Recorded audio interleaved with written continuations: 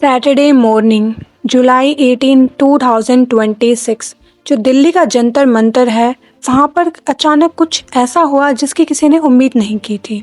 Mobile internet को अचानक से ब्लॉक कर दिया जाता है।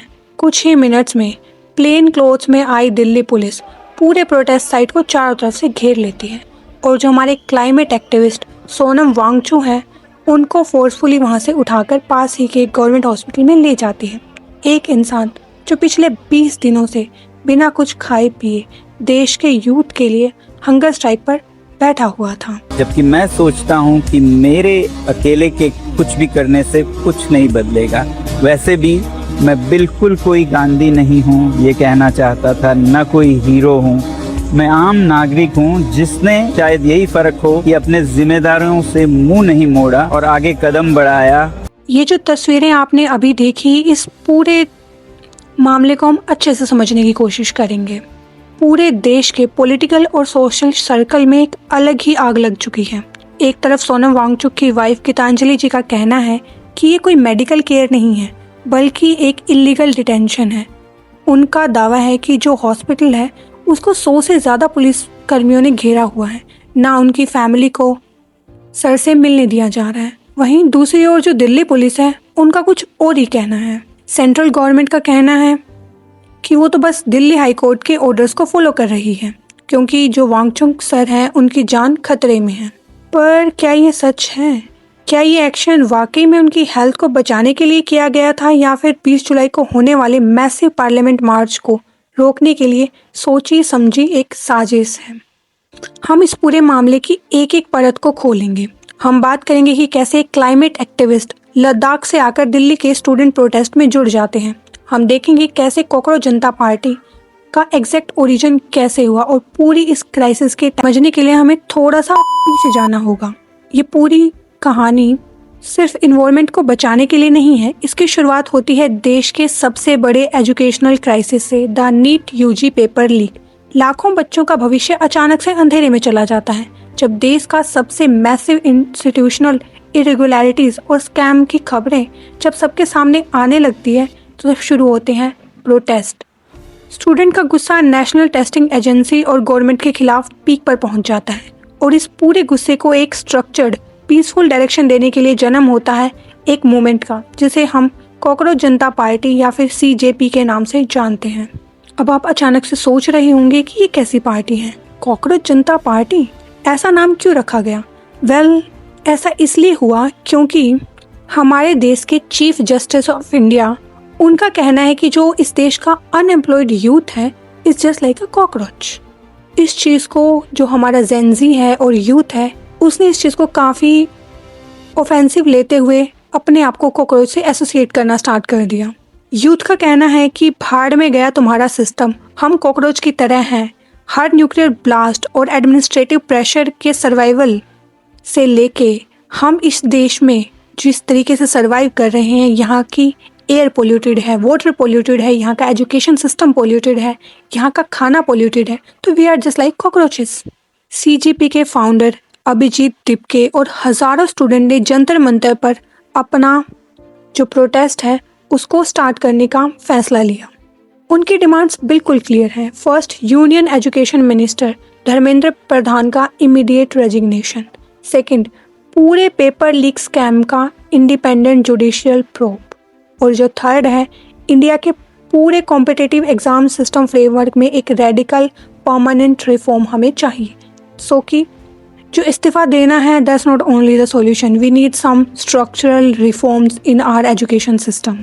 ये पूरा प्रोटेस्ट चल रहा था पर गवर्नमेंट की तरफ से कोई बड़ी अकाउंटेबिलिटी हमें देखने को मिली नहीं। तब एंट्री होती है एक ऐसे इंसान की जिसने इस मूवमेंट को एक लार्ज स्केल पर पहुंचाने में हेल्प की।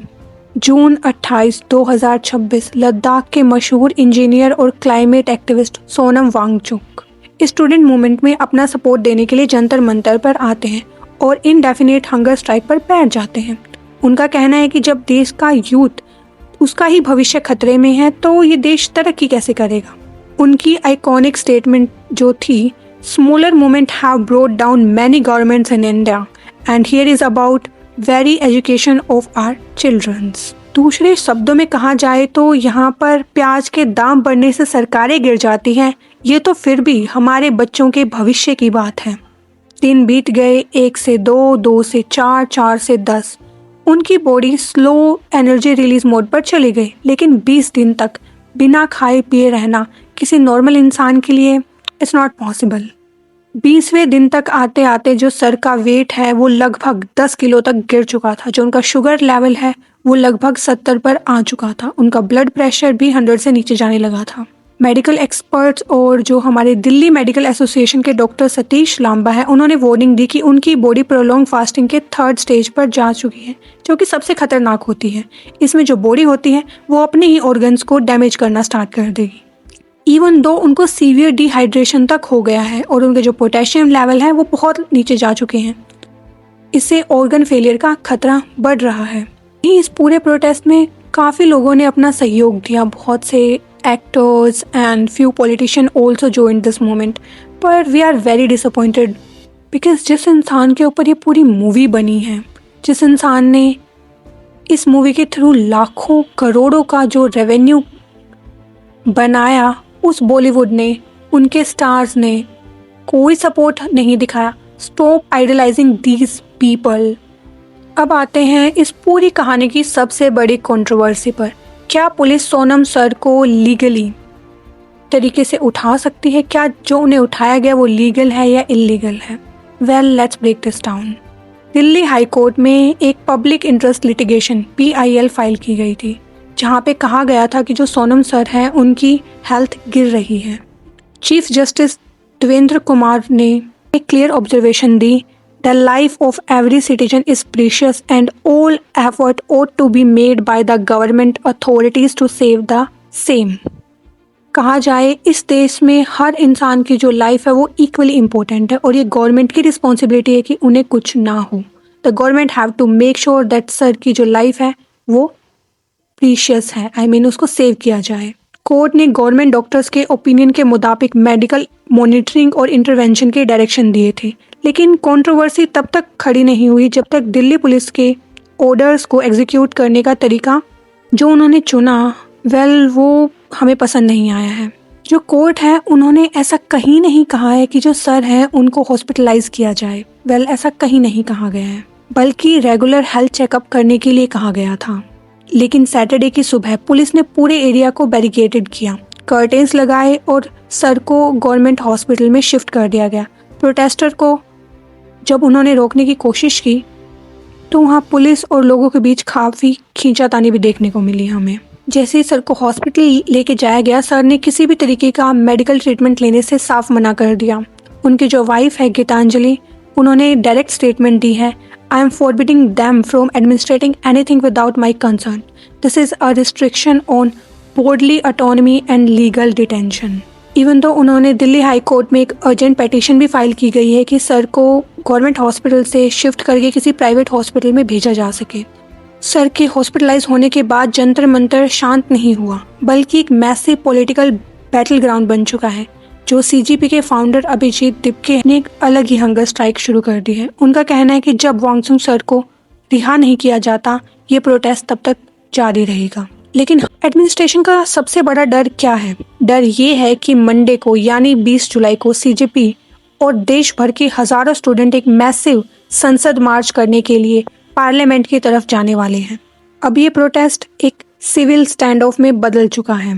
पुलिस वार्निंग दे रही है कि किसी भी तरीके का ऐसा मार्च करने की कोई परमिशन नहीं है। But we are in a democracy, we have right to protest peacefully, isn't it?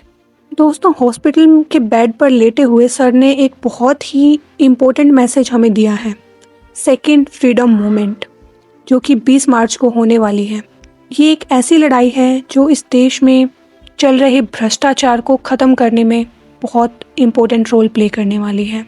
Paper leaks और एजुकेशन स्कैम ने देश के लाखों बच्चों के भविष्य के साथ खिलवाड़ किया है और जब तक सिस्टम इसकी अकाउंटेबिलिटी नहीं लेगा तब तक ये मूवमेंट नहीं रुकने वाली है। Well, thank you.